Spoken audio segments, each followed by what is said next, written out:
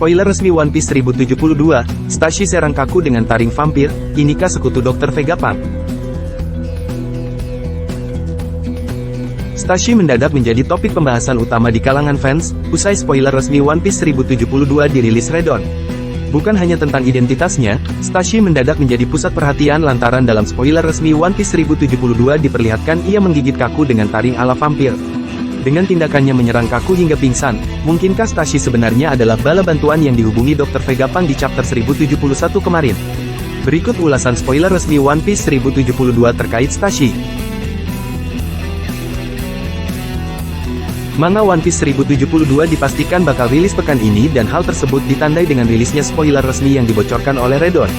Salah satu bocoran menarik dalam spoiler resmi One Piece 1072 adalah tindakan mengagetkan yang dilakukan oleh Stashi.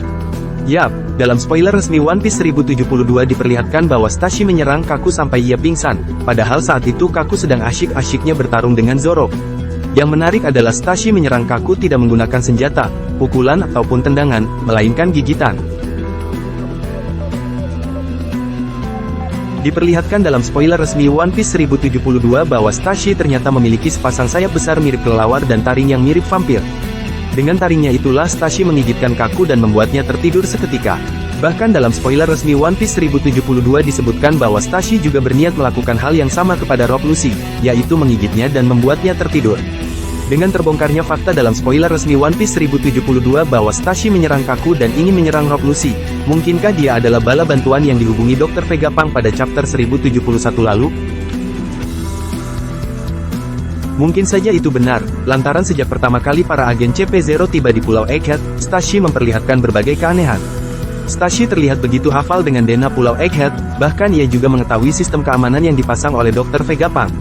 Momen tersebut diperlihatkan saat Stashi menjelaskan kepada Kaku bahwa monster yang ada di hadapan mereka hanyalah hologram. Tak sampai di situ, saat Dr. Vegapunk Atlas muncul untuk menyerang para agen CP0, Stashi juga memberitahu Rob Lucci bahwa yang muncul di hadapan mereka adalah salah satu tubuh cloning Dr. Vegapunk. Keanehan-keanehan yang diperlihatkan Stashi, membuat banyak yang berspekulasi dengan menyebut bahwa Stashi adalah salah satu hasil eksperimen Dr. Vegapunk. Dan ternyata, dalam spoiler resmi One Piece 1072 dikonfirmasi bahwa benar Stashi adalah salah satu hasil eksperimen Dr. Vegapunk, dan dia adalah manusia cloning.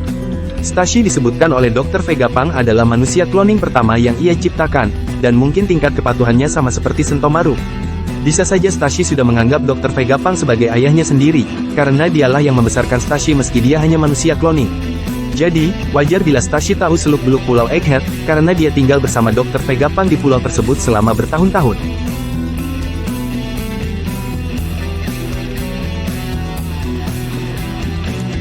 Nah, bagaimana menurutmu? Sampaikan di kolom komentar. See you on the next video.